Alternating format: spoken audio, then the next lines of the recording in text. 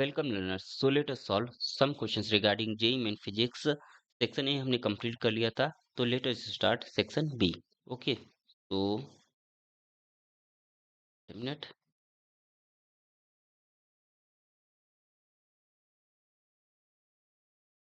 या it is our section B. तो इसका फर्स्ट क्वेश्चन क्या है? एक आर्टिफिशियल सैटेलाइट है, ये क्या कर रहा है? सर्कुलर ऑर्बिट में मूव कर रहा है around the earth with speed equal to the half of the magnitude of the escape velocity from the earth.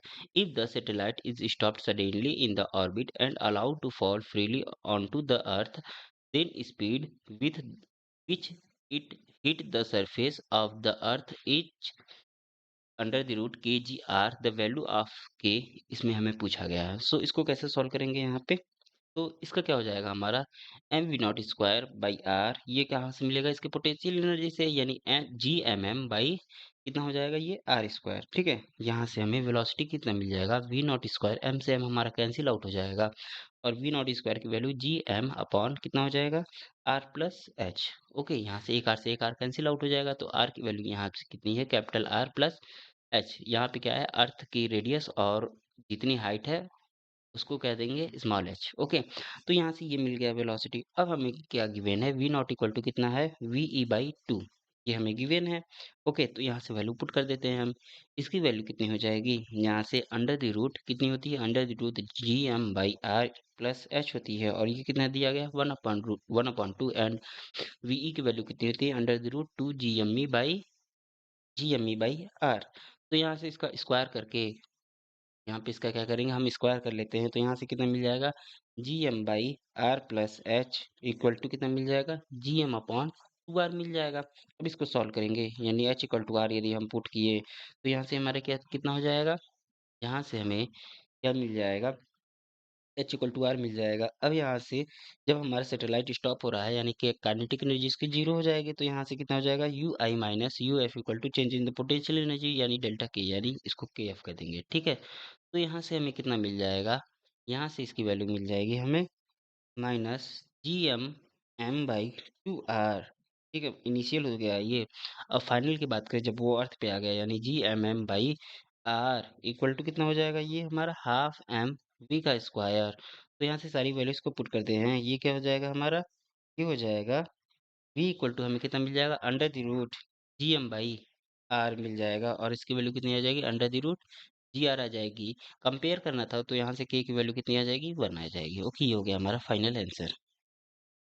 तो नेक्स्ट क्वेश्चन सॉल्व करते हैं. यहाँ पे क्या है? एक आदमी है 80 केजी का, mass is standing on the rim of the circular platform of masses 200 KG rotating about its axis. The mass of the platform with the man on it rotates at a 12.0 rpm, यानी rotation per minute. If the man now moves to the center of the platform, the rotation speed would become कितना हो जाएगा? यदि वो centre की ओर move करना start हुआ, तो इसको इस क्वेश्चन को कैसे सॉल्व करेंगे? यहाँ पे हम यहाँ पे मास कितना है? Capital M, sorry small M की वैल्यू 8 केजी दी गई है, और कैपिटल एम की वैल्यू रिम की मास कितनी है? 200 केजी. ठीक है, और क्या दिया गया है यहाँ पे?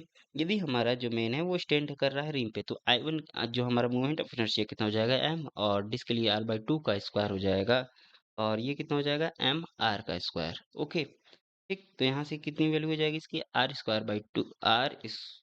आर बाई टू का होल स्क्वायर हमारा कॉमन हो जाएगा, और बीच में क्या बचेगा हमारा? M plus four M.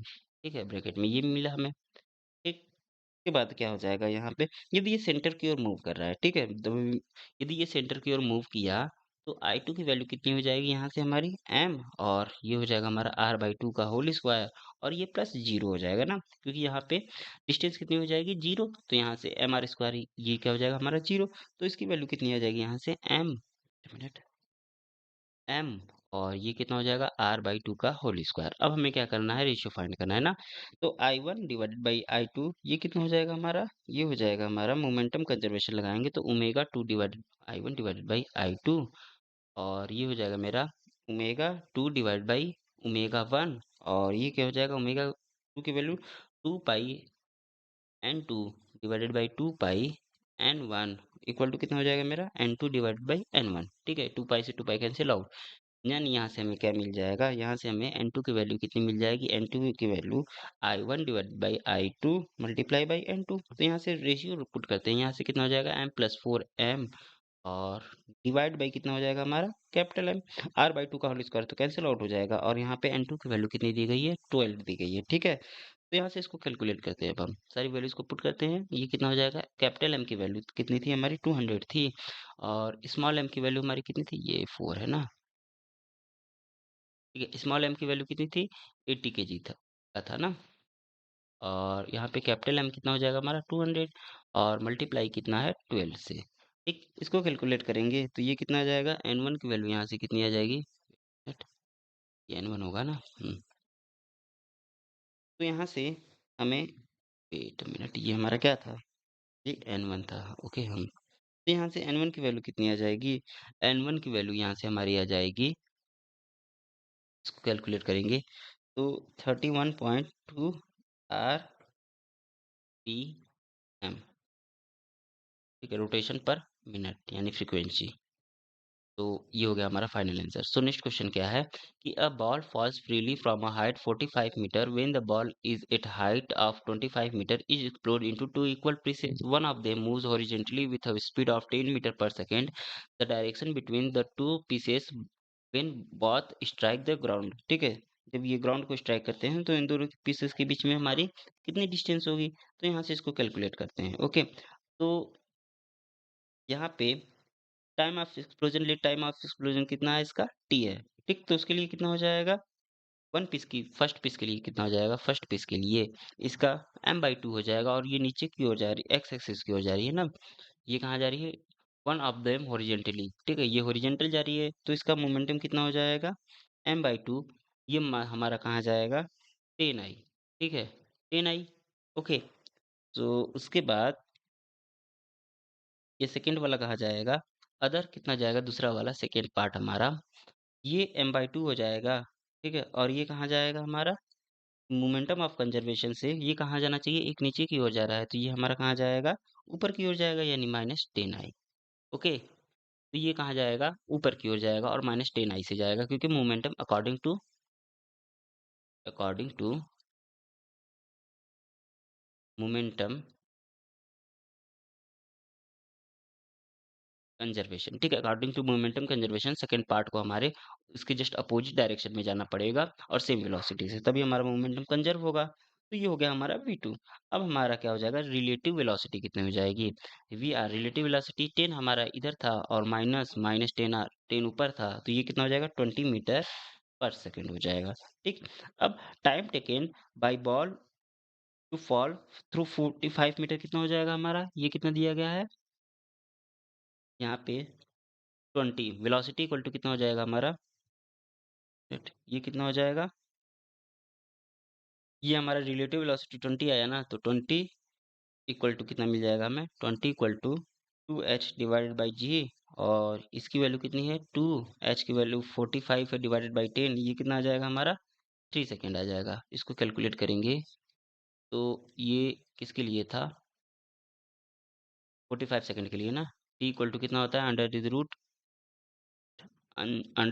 2h/g होता है टी की वैल्यू। तो ये हो जाएगा हमारा कितना, इसको कैलकुलेट करेंगे तो हमारा जो फाइनल आंसर आएगा 2 आएगा, ठीक है। वेट मिनट, यहाँ पे 3 आएगा ना, 90 बनेगा ना। तो ये 3 सेकेंड मिल जाएगा, ठीक है हमें। अच्छा, तो ये T1, लेट्स से ये हमारा T1 है, ठीक है।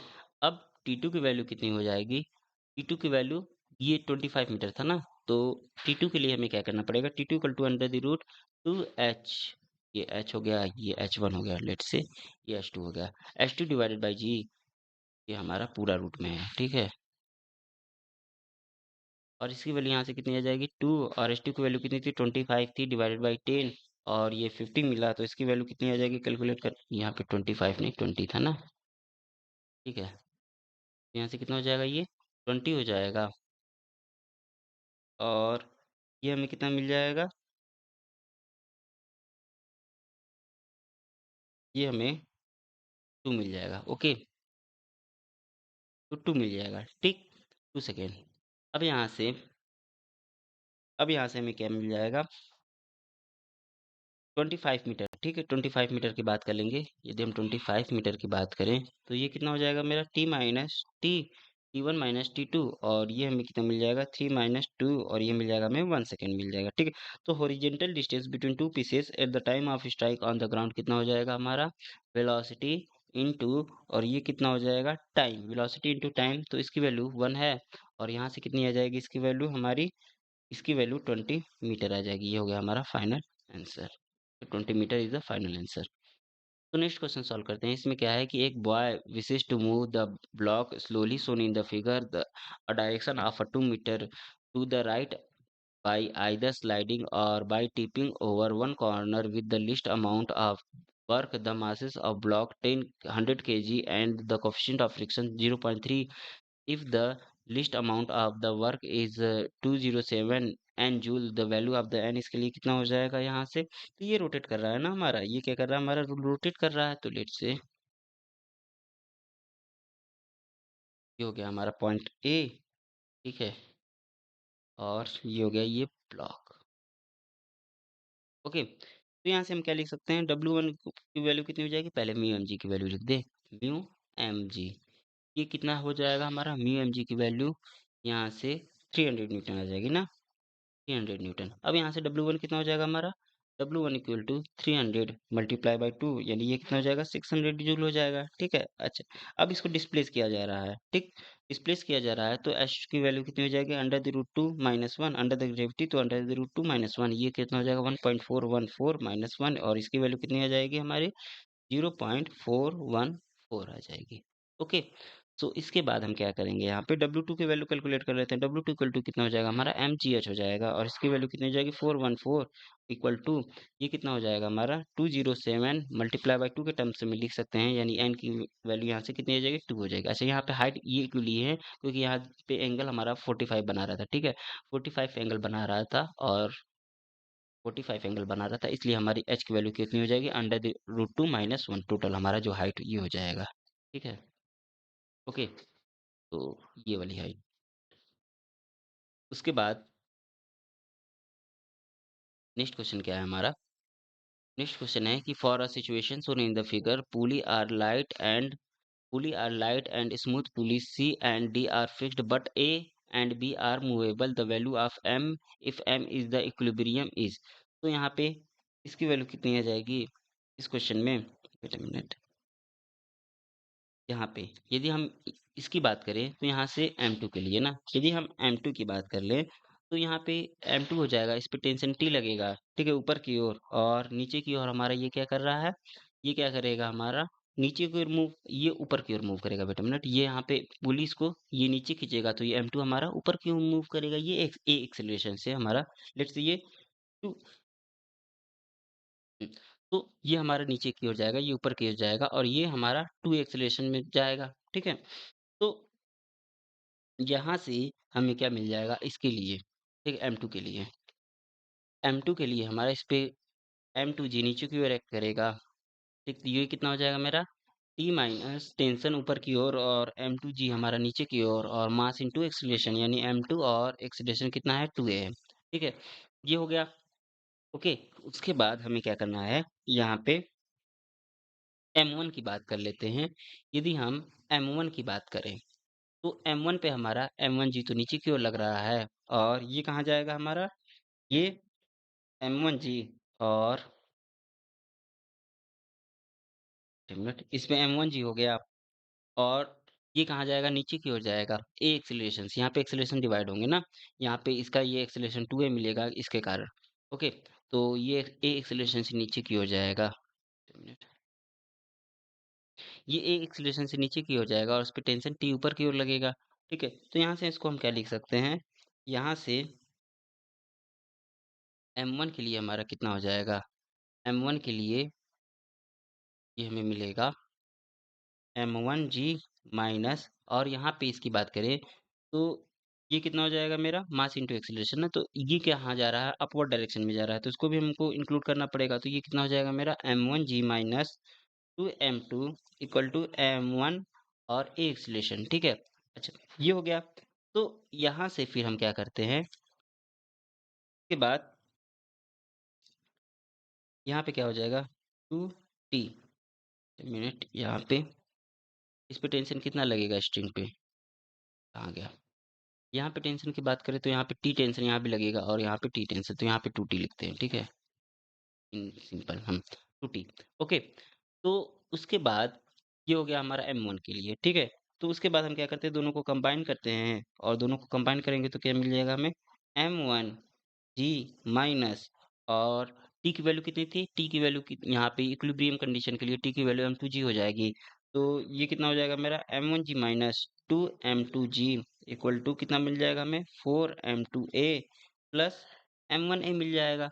ओके, तो यहाँ से हमें a की वैल्यू हमारा कितना है, 0 है, ठीक। तो t2 की वैल्यू कितनी हो जाएगी, m2g, और t2, वेट अ मिनट, ये t ही होगा ना, t की वैल्यू कितनी हो जाएगी, m2g, और ये कितना हो जाएगा मेरा 10 न्यूटन, ठीक है। अब हम m की यदि यहाँ से बात करें तो यहाँ से m की वैल्यू कितनी हो जाएगी हमारी, m की वैल्यू फॉर m, ठीक है। यदि हम m की यहाँ से बात करें तो m के लिए हमारा कितना हो जाएगा, m के लिए यहाँ पे टेंशन t लगेगा और 2t टेंशन लगेगा इस पे, ठीक है। और यहाँ पे कितना लगेगा, m2g, mg नीचे की ओर, ठीक।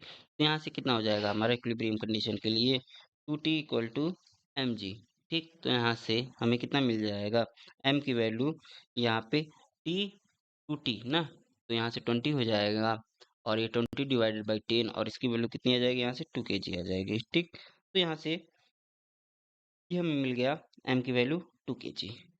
ओके, तो नेक्स्ट क्वेश्चन, यहाँ इस क्वेश्चन में क्या है हमारा, कि a circular disc rotate at 60 rpm, a coin of 80 gram is placed at a distance of 8 centimeter from the center. The centrifugal force on the coin become q into 10 के power minus 2 Newton. The value of the q की कितना हो जाएगा इसके लिए, तो यहाँ से n की वैल्यू दी गई है, n की वैल्यू कितनी दी गई है, 600 आर सॉरी 60 आरपीएम दी गई है ना, RPM, rotation per minute. Okay, तो यहाँ से इसको आरपीएस में कन्वर्ट कर लेते हैं, यानी सेकंड से हम डिवाइड कर लेते हैं 60 से, तो ये आरपीएस में कन्वर्ट हो जाएगा, उसकी वैल्यू 1 आरपीएस हमें मिल जाएगी, ठीक है, रोटेशन पर सेकंड। तो यहाँ से एम की वैल्यू कितनी दी गई है, 18 ग्राम, ठीक है। 18 ग्राम को कन्वर्ट कर लेते हैं इसमें केजी में, ये हो जाएगा हमारा 18 इंटू 10 के पावर माइनस 3 केजी। इसी तरह हम बिल्कुल अ, और क्या दिया गया है हमारा 8 सेंटीमीटर ना, तो आर की वैल्यू कितनी दी गई है, 8 सेंटीमीटर दी गई है। इसको भी हम क्या करते हैं, मीटर में कन्वर्ट कर लेते हैं। ये कितना हो जाएगा हमारा 8 इंटू 10 के पावर माइनस 2 मीटर, ठीक है। अब हमें क्या फाइंड करना है, centrifugal force, F equal to कितना हो जाता है हमारा, एम आर ओमेगा स्क्वायर, इसको हम क्या लिख सकते हैं, एम आर और ओमेगा को 2 पाई एन, ठीक है, 2 पाई एन का स्क्वायर लिख देंगे, ठीक। तो यहाँ से ये कितना आ जाएगा हमारा 4 पाई का स्क्वायर एम आर एन का स्क्वायर आ जाएगा।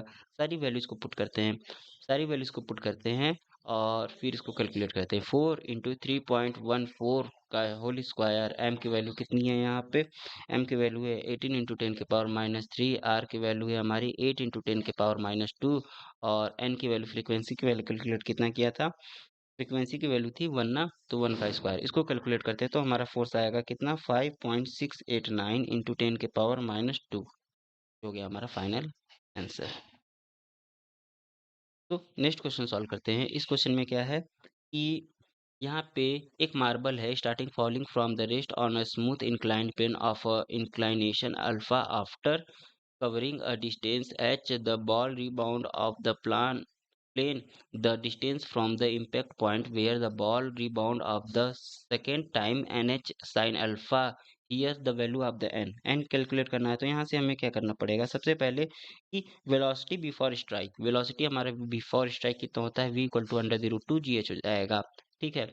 और फिर इसके बाद क्या मिल जाएगा हमें, यहाँ से इंक्लाइनेशन ना, तो यहाँ से एस इक्वल टू कितना मिल जाएगा, S equal to U T plus half, और ये 80 स्क्वायर, ठीक। यहाँ से डिस्टेंस ये 0 होगी, ठीक है। यदि हम वर्टिकल की बात करें, यदि हम वर्टिकल की बात करें तो यहाँ से ये डिस्टेंस 0 हो जाएगी इक्वल टू, और ये यू, यहाँ पे यू क्या होगा हमारा, वी कॉस अल्फा होगा, ठीक है, वी कॉस अल्फा, और ये टी हो गया, और ये कितना हो जाएगा माइनस, और ये कितना हो जाएगा नीचे की ओर आ रहा है तो हाफ, और ए की वैल्यू जी साइन जी कॉस अल्फा हो जाएगी, ठीक है, जी कॉस अल्फा, और यहाँ से हमें कितना मिल जाएगा टी स्क्वायर, ठीक है। अब यदि हम हॉरिजेंटल की बात करें, ओरिजेंटल प्लेन की बात करें तो ये x इक्वल टू कितना मिल जाएगा हमें u साइन अल्फा मिलेगा, u साइन अल्फा और t प्लस और ये कितना मिलेगा प्लस में मिलेगा हाफ g साइन अल्फा मिलेगा।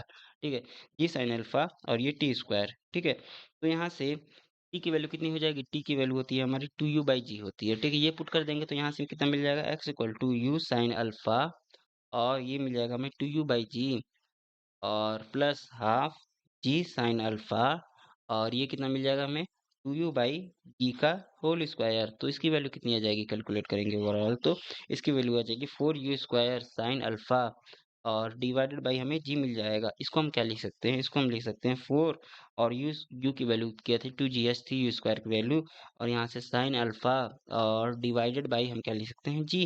तो इसकी वैल्यू कितनी आ जाएगी हमारी, इसकी वैल्यू x की वैल्यू जो आ जाएगी वो कितनी आ जाएगी 8h और साइन अल्फा आ जाएगा। ठीक है, 8h साइन अल्फा आ जाएगा। तो यहाँ पे n की वैल्यू कितनी हो जाएगी, n की वैल्यू 8 हो जाएगी। ये हमारा आंसर। तो नेक्स्ट क्वेश्चन सॉल्व करते हैं। यहाँ पे क्या है, एक पार्टिकल मूव कर रहा है straight line whose velocity time graph is shown in the figure. The average speed from t equal to 0 to t equal to 6 second is v equal to 15 by N. तो N की value हमें इसमें find करनी है basically. तो यहाँ से कितना हो जाएगा, डिस्टेंस कितना ट्रेवल किया, डिस्टेंस हमारा वीटी ग्राफ में हमारा जो एरिया होता है वो क्या बताता है, हमें डिस्टेंस बताता है। ठीक है, तो हम क्या करेंगे बेसिकली इसमें मिनट डिस्टेंस तो इसका एरिया फाइंड फाउंड कर लेते हैं। ठीक, तो यहाँ से हमें कितना मिल जाएगा, S equal to total distance हमारा कितना हो जाएगा। सबसे पहले इसके लिए फाइंड करेंगे। ठीक है, यहाँ पे किसके लिए कितना हो जाएगा मेरा, ये ट्रेपजियम बनाएगा। ठीक है, ट्रेपजियम के लिए हमारा कितना हो जाएगा 1/3 1/2 मल्टीप्लाई बाई 10 और ये 3 + 5। ठीक है, और प्लस नीचे वाले के लिए कितना बन जाएगा हाफ और यहाँ पे यदि हम इसकी बात करें तो हम इसको क्या लिख सकते हैं, यहाँ पे ये हो गया ना। ठीक है, ओके। तो यहाँ पे कितना हो जाएगा हमारा +1/2 और 10 × 2। अच्छा, हमें क्या बताना है कि वेलोसिटी टाइम है एवरेज स्पीड ना, तो एवरेज स्पीड के लिए हमारा नेगेटिव डायरेक्शन में ये नहीं जाएगा, ये हमारा इसको हम क्या लेंगे बिल्कुल पॉजिटिव डायरेक्शन की तरफ बिहेव करेगा ये। ठीक है, और यहाँ पे ये 6 हो गया। ठीक, तो हम इसके लिए एरिया फाइंड किए हैं इसलिए ये प्लस हो गया क्योंकि हमें एवरेज स्पीड बताना है। ओके, तो ये हो गया। तो यहाँ से कितना मिल जाएगा हमें 40 + 5 इक्वल टू कितना मिल जाएगा 45 मीटर मिल जाएगा। तो एवरेज स्पीड इक्वल टू कितना हो जाएगा हमारा एवरेज डिस्टेंस एस, ये एवरेज है। ओके, इसलिए हम इसको प्लस में ले लिए। एवरेज डिस्टेंस डिवाइडेड बाय कितना हो जाएगा टोटल टाइम टाइम। ठीक है, तो यहाँ से कितना मिल जाएगा हमें 46 डिवाइडेड बाय टोटल टाइम हमारा 6 था, सॉरी ये 45 आएगा ना, 45 डिवाइडेड बाय 6 और ये कितना हो जाएगा 15/2 मीटर पर सेकेंड और यहाँ से एन की वैल्यू कंपेयर करेंगे तो हो जाएगी हमारी 2। ये हो गया हमारा फाइनल आंसर। तो नेक्स्ट क्वेश्चन सॉल्व करते हैं।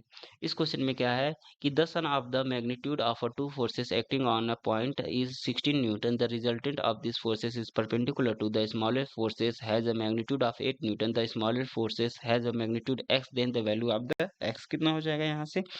तो इसको सॉल्व करने के लिए हमें क्या करना पड़ेगा बेसिकली, यहाँ पे x + y इक्वल टू कितना दिया गया है 16 दिया गया है। लेट से सम कितना है 16 also y square equal to कितना हो जाएगा हमारा 8 स्क्वायर प्लस x स्क्वायर। कैसे, क्योंकि यहाँ से ये जो डिस्टेंस है इसको लेट से हम क्या कहते हैं y कहते हैं, इसको x कहते हैं। ओके, तो यहाँ से हमें कितना मिल जाएगा, यहाँ से हमें y स्क्वायर इक्वल टू कितना मिल जाएगा 64 ना, एक मिनट, ये 64 मिल जाएगा और ये प्लस और यहाँ से यदि हम फाइंड करें x की वैल्यू ना, तो x की वैल्यू ये 16 माइनस वाई मिल जाएगा। तो 16 माइनस वाई रख देते हैं यहाँ पे 16 माइनस वाई का होल स्क्वायर। तो यहाँ से हमें कितना मिल जाएगा, यहाँ से हमें का स्क्वायर करेंगे तो स्क्वायर करके कैलकुलेट करते हैं। ठीक है, तो 32y इक्वल टू कितना मिल जाएगा हमें 320।